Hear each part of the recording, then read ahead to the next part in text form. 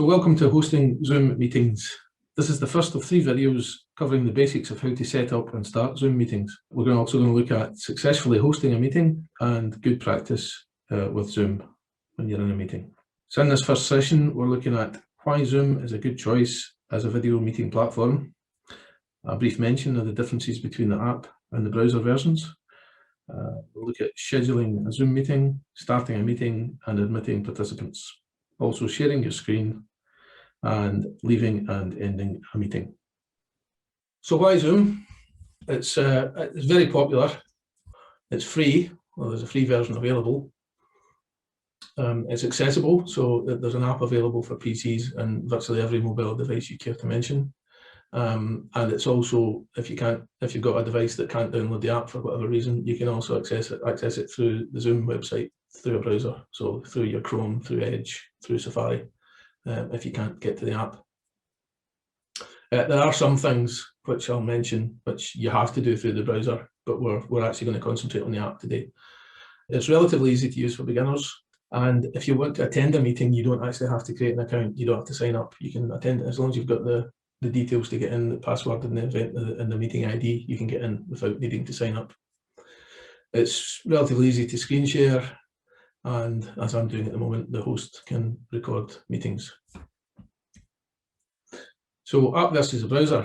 I'm not going into all the various differences here, but it's just to explain that we recommend that you need to log into your account via the website to make back office changes. So if you are going to enable, you need to go into the website, you need to sign into the account via the website to enable breakout rooms, to create polls, for example, or to set up pre-registration. But otherwise, just for scheduling, setting up and scheduling meetings and hosting meetings, the app is perfectly good.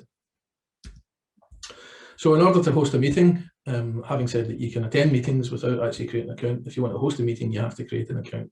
So the first thing you need to do is to set up your Zoom account. So scheduling a Zoom meeting. So as I say, for this session, we'll be concentrating on the Zoom app. And to be clear, unless otherwise stated, the screenshots for this session were all taken from the app running on a Windows 10 laptop. I've found on iPads, you don't necessarily have all the same tools, or at least not all the same ways of doing things. So if you're considering using any of the features I'm going to show you here, you need to make sure that you can actually do it on the iPad. So find the icon and launch the app. As I say, you need to sign in if you're not already. So click sign in and you get this page. Fill in your details, your email address, your password, or click the appropriate button if you're set up with Google or Facebook. SSO means single sign-on, which requires your company domain name, and that's about as much as I know about SSO. So then you're into the home screen of the app. That's indicated by the home icon. To schedule a meeting, click the schedule button, and you're presented with the schedule meeting screen. You can edit the title and the date, obviously, and the time. To maintain security, leave the meeting ID on generate automatically, the button that's indicated in blue there, because that produces a unique ID number for every meeting. That's an automatically generated password there. You'll see that the tick box is greyed out, so you can't not have a passcode, but you can put your own one in if you don't like the one they've given you. You can untick the waiting room, which means people arrive straight in the meeting, but again, I wouldn't recommend that. I'd always want to see who's in the waiting room before starting the meeting. Again, the default setting for participants is for cameras is recommended as off, and the reason for that is, one, your participants may have poor connectivity or limited data, and audio only may be preferable for them. And people who are used to Zoom now expect them almost to be hidden on arrival. People don't like being caught unawares on a camera that's on when they think it's off. The calendar feature works with my North Ayrshire Council Outlook and automatically creates a meeting invite for me with the joining details already included, and I can then just email that to colleagues or whoever I'm looking to have in the meeting. The advanced options may be useful for some meetings, but generally we just recommend leaving them as they are. Don't forget to save your meeting, and then once you do that, you're taken back to the home page, the home screen. And your next upcoming meeting is visible under the clock. Clicking the 3 dots there gives you the option to copy the invitation, which copies it straight to the clipboard, edit the meeting if you want to change or correct anything, or indeed delete the meeting.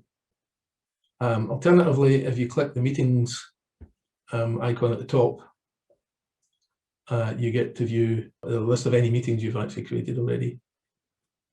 And then you've got the same options, copy invitation, edit or delete there. If you show the meeting invitation, it shows you the details. You can highlight and copy the text from here as well and paste it wherever you want to. There's another option. So now we're set up, and at the appropriate time, launch the app and you can start the meeting by clicking the blue button. So this is into the basics of hosting a Zoom meeting. Once you've clicked the start button, you're asked to join with a computer audio, and then it automatically goes to the next page, which will point out that your camera is also off, and this is the screen that you'll see until such time as you click that button and start your video. And once you open the camera, this is the screen that you'll see before anyone else joins. You'll receive this notification at the top as your participants arrive, and click admit to let them in. And you can also see that participants have arrived by the number on the participants icon at the bottom of the screen. Note that on iPads, the toolbar is at the top of the screen. And clicking on the participants icon itself, beside where the 2 is, will open up the participant screen, which lists everyone in the meeting. Note that this might be free floating in the middle of the screen. In this instance, it's locked to the side. You can see who's in the waiting room and admit them from there too. And here we've admitted someone with the name Irvine Locality Team. And they, as mentioned before, arrive with their camera switched off. Another participant arrives and is admitted. We've got 3 participants, including the host. You can use the participants panel to see who's muted, who's got the camera off, and who's having trouble joining. At the top, we're in active speaker mode, which means the main view will automatically change to show whoever is speaking, and the non-speakers' thumbnails are arranged in a line along the top. The view mode button shows the main toggle option. So, i.e., you can move between active speaker and gallery. If you click this button to switch to the gallery view, this is what you see. And click again where it says speaker view to click back to speaker view where you see the active speaker. Clicking on a participant in the participant panel gives a drop-down menu on the right there with the options available for that participant. You can chat with them, you can stop their video, you can spotlight their video to the screen, main screen, you can make them host. You can actually rename people who are in the meeting and that everybody sees the name that you give them, or you can put them back in the waiting room if you're not ready for them, or you can remove them completely. As the host, if you hover over your own thumbnail, aside from clicking the mute icon, you can mute your audio from this menu. You can stop your video, you can rename yourself, you can pin, if you've got 2 screens, these other 2 options come up, pin video to first screen, pin video to second screen. You can spotlight your own video, which means you make it visible to everybody, and they then have to choose other options to move away from that view, or you can hide your own self view from your own screen. So just 2 more things to show you here for basic hosting. First is the reactions console, which is available to every participant.